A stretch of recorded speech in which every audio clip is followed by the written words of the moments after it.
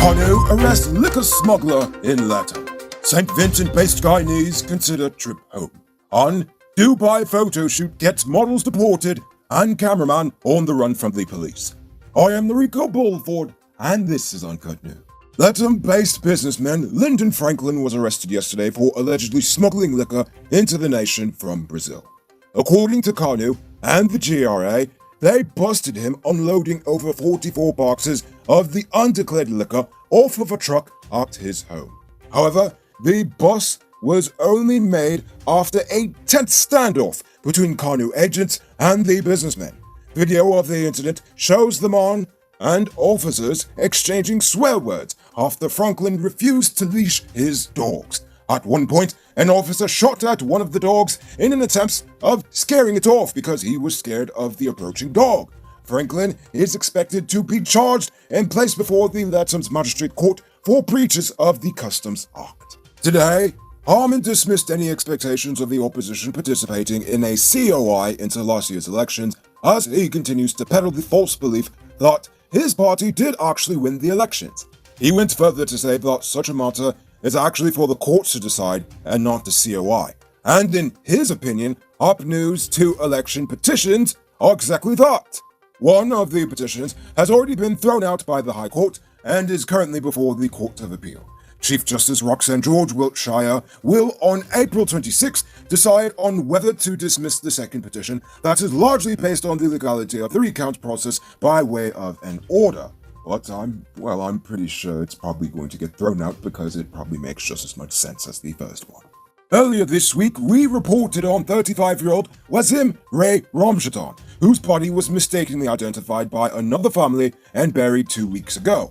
Well, now his family was able to finally get some sense of closure after his body was exhumed and positively identified by them. Exhumation was supervised by a government pathologist at a cemetery in Essequibo. Their family says they are now at ease after having located Ramjatan's body. It was immediately reburied once the identification was done.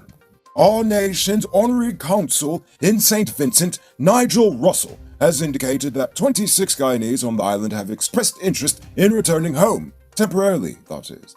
Russell also believes that this number will grow as the eruption continues in St. Vincent.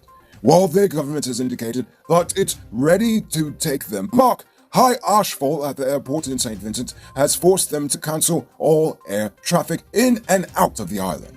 Nevertheless, while all Guyanese on the island are currently out of the red zone, Russell is still concerned for their well-being. Nevertheless, a shipment of 300 tons of supplies is supposed to arrive from our nation over to theirs tomorrow. That one is followed by another one which should arrive sometime Monday. Now it's time to tell you about Best Buy's car of the day. Currently on sale is this 2010 Toyota Hi-Ace Super GL. It comes with push-button start, all seats, sliding glasses, dual AC, mag rims, new tires, CD, stereo, reverse cam, and much more. Buy cash for $3.6 million, all paid down as low as $1,440,000 down, with around $76,000 monthly for 3 years, and it's yours. Call or WhatsApp 662-0844 for more info, or visit their showrooms at 171 Peterborough Street, Queenstown, or look to Lamar Street and tell them Rico sent you for this sweet deal. Today, 32-year-old nursing assistant Kezia Jewel Roberts learned to stop scamming people out of their hard-earned money after she was charged for running a pyramid scheme. Roberts was not required to plead to the 4 counts of obtaining money by false pretense. It is alleged that she took $80,000 from 3 other victims, promising to deliver $360,000 to each of them, and from another one $40,000, promising to give half that amount. She was granted $150,000 bail, and the case was adjourned to May 21st, 2021. According to Kanu, the Venezuelans are seemingly cutting into Berbice's weed runnings. Yesterday, agents seized over 800 grams of sticks and stems and seeds that they called ganja, 2 Elmer Fudd shotguns, cartridges, and worthless Venezuelan money during a raid along the Maiconi River. Wow, that's not in Region 1, by the way, that's over there in Maiconi, so they're on the whole other side of the nation than I'd usually expect them to be. Anyway, no arrests were made since the camp was empty, quote-unquote empty. Though several trails were seen running from the camp into the nearby savannah, which was searched and no one was found, supposedly, which probably means they just pay the officers to look the other way while they run. The health ministry is telling people to quit lying upon the dead. They are now denying rumors on social media that Region 10 RDC councillor Sojoni Jem Narayan had died from the Rona vaccine.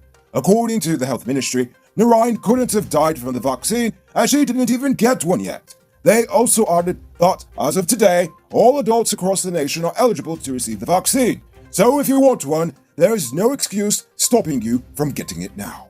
Take advantage of huge discounts this Easter at Cellular Plus. Get the DL3 Pro Plus for just $16,000, or the DL3 Pro for $11,000.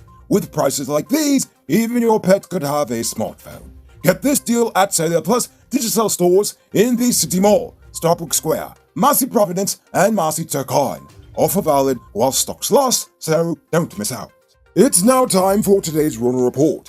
Today, the nation recorded 115 new cases. There are now 267 persons dead, with 13 people in the ICU and 1,224 persons in home isolation. The total number of known cases in the nation now stands at 11,642. So, please people, wash your hands frequently. Avoid touching your nose and mouth and mask up before you leave the house. When you do leave home, try to avoid enclosed spaces and large crowds. And remember to give 6 feet of space between you and others.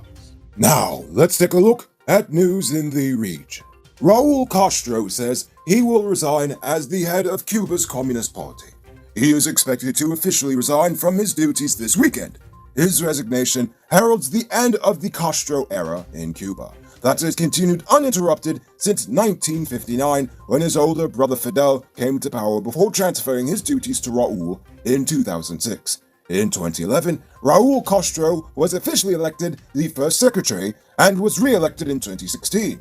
His resignation comes during the party's Congress that is expected to wrap up on the 19th of April, when Castro's successor will be announced. Robbery season might be over, but the streets are still mean. If I were you, I would consider getting security for the home or business. I personally recommend Sheriff Security Service. I find that they are the most professional, with well-trained armed or unarmed guards. Get some security, people. Over in Brazil, the man who is tasked with protecting the nation's environment is now being sued for harming it. Brazil's federal police superintendent in the Amazon, Alexandra Saravina, on Wednesday sued Environment Minister Ricardo Salles for favoring illegal logging. In late 2020, the police seized over 20,000 cubic meters of wood illegally extracted from the Amazon. Since then, Salles has condemned the police operation and has defended the loggers under investigation, while Saravina is also accusing the environmental minister Salles of directly having an alliance with the timber sector and illegal businessmen. The lawsuit was filed with the Supreme Court, which must now decide whether to open an investigation against the minister or not. It better, he deserves it. And now for our weird news story of the day. A group of 11 models who were filmed posing naked on a balcony in Dubai have been banned from traveling to the Gulf for 5 years. The Ukrainian women who were deported after 9 days in jail after they were arrested for offending public decency. 3 Russian and Ukrainian men who were a part of the stunt are also wanted by the police. 2 of the men are believed to still be in Dubai, while the photographer had already flown back to Russia before the arrest started. Attention truck drivers! Hammer is one of the leading international brands for heavy-duty truck parts. Get high-quality brake pads, air valves, bearings and clutches for all DAF, international freight liners, Bedford TM, Scammell, and lots more truck parts seen here. This nice lady is not included, by the way. Get it at Powered Automotive Truck Spares and Engine Parts at 1161 EE Eccles. Call or WhatsApp 697-0171 or follow Powered Automotive Truck Spares and Engine Parts on Facebook. Moving on to our Uncut News Views Poll question of the day. Every day we pose a question about current events in the nation, the region, the diaspora, and how you feel it relates to us. So, you give your responses in the comments, and we'll read the best ones in the following episode. Yesterday's question was, do you think these stimulus checks make sense, or should the government consider other forms of economic stimulation? On the Anderson said, the government should indeed give out stimulus checks as a means to help the people, but they should be checking to see if that amount is doable because, as one person said, 25,000 can't really do much for a family. Kevon Henry said, I personally think the current government of today can do more than just a stimulus Rona cash check. I'm assuming that they're smart enough to at least give every household a food voucher value at least 40,000 per month, just so that basic household commodities could be purchased. That will ease a lot of daily pressures and expenses each Guyanese faces. That's just my recommendation. Haha! Well, it's a good recommendation. And Terry July said, I think the government should give every single Guyanese the money. If your household has 50 people, every single one of them should get the 25,000. I agree fully. 25,000 for each citizen. In fact, make it even more. So, good answers, people. Now for tonight's question. How do you feel about Kanu's arrest of the liquor smuggler in Latam? Were they wrong in their approach, or was the man just being unreasonable? Think about that question and tell us in the comments below. If your response is good enough, we just might feature it in our next episode. Anyway, that's all the time we have for tonight. Check us out on Monday for another.